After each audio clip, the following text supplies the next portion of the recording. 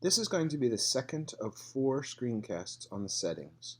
Remember, the settings is the gear that says settings on there. So I'm going to go ahead and I'm going to click inside there. And this video is going to take a look at notifications down to screen time. So the first section there is notifications. And notifications are things that when you're on your iPad, you get updates for. And they usually come from the top if you have it set that way. So some examples I usually get from notifications are Twitter. If somebody mentions me in a Twitter feed, I get that on my notifications. I follow a lot of things on ESPN because I'm a sports fanatic. So ESPN will update me on the things that I like to be updated on, such as the Phillies being the big one. I also follow the Eagles, and so I get updates for that. So those are notifications. And so you can see there's a couple of different options there. The first one's scheduled summary. So right now I have that turned off. If I click on it, I can toggle that and turn that on. And so it would have, excuse me, I'd have a summary of different things that could be scheduled at certain times. I can have previews set. And then right now I'm screen sharing. So I have notifications turned off so that nothing comes through and interrupts me recording this video. The next thing down from notifications, you have Siri suggestions. And if I click on the arrow there, these are different things that allow Siri to have notifications turned on and off, so Siri can explain things to me. And again, I can turn all those things off or turn those things on. Don't be alarmed when you go to these sections that you don't see some of the apps that I see, because you might not have downloaded as many, you might not have as many apps downloaded that I have.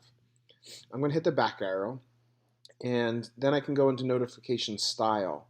And so this is just many different ways that you can have the app notify you. So I'll come down here to the Canvas Teacher one, and I'll click that arrow there.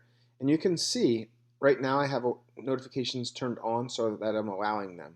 If I toggle that off, now notifications are completely turned off for Canvas Teacher app. I'm going to turn that back on. There are certain things you can have on and certain things you can have off. So right now the lock screen, I can get a notification when something comes up through Canvas Teacher on the lock screen, in the notification center, and also as a banner. So all three of them. The banner style, you can click on there and you can have it be persistent so it comes up frequently, or just temporary. I like it to be temporary. You can change your sounds of your badges, and then you can have your previews change as well. So if I go ahead and I click on this, I can have that preview when it's locked or never. And then notification groupings, I can have certain apps be grouped with other apps for notifications. So I can have that go automatically, I can have it go by app, or I can have that completely turned off. So if I get multiple things that come through Canvas Teacher app, I can have those all grouped together, and then ESPN group in another spot. And so I'm going to click back there. And so you can modify and change those for everything. Some teachers like to turn notifications completely off because of just bothering them when they're using their iPad in front of their classrooms. So that's just something that you've got to think about and worry about. The next setting down is sounds. I'm not going to do a whole lot with sounds. Headphone audio, you can reduce loud sounds. That's a new setting that's on there. Ringtones and alerts. Right now, my iPad is completely turned all the way up. I can change that to down, and so you can see what that sounds like.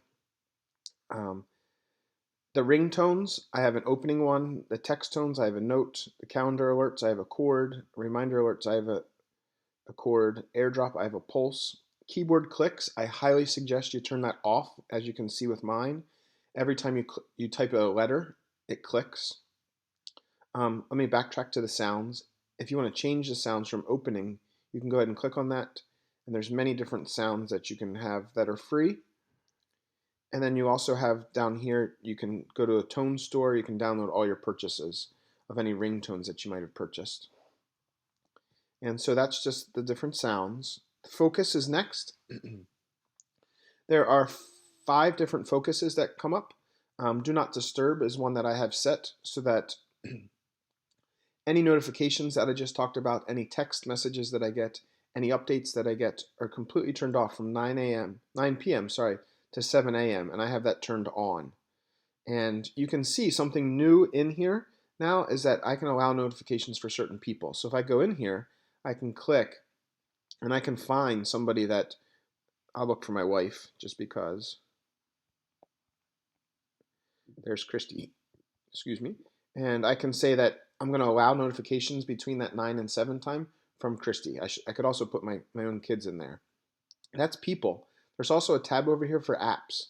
And so we could also add apps that we can allow notifications for. So if I was really looking for something for Canvas Teacher, I can allow that to come on, and I can turn that particular app on. So I'll go back.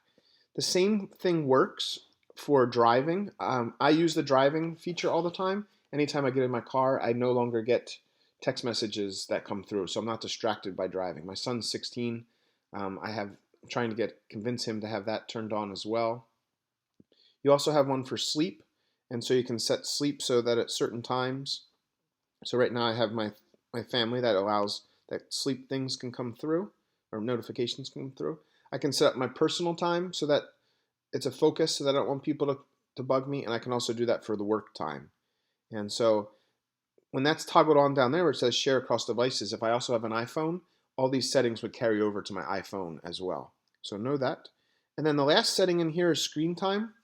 Screen time just gives us an overview of my iPad of how long I've been on certain things, certain apps for a certain given time.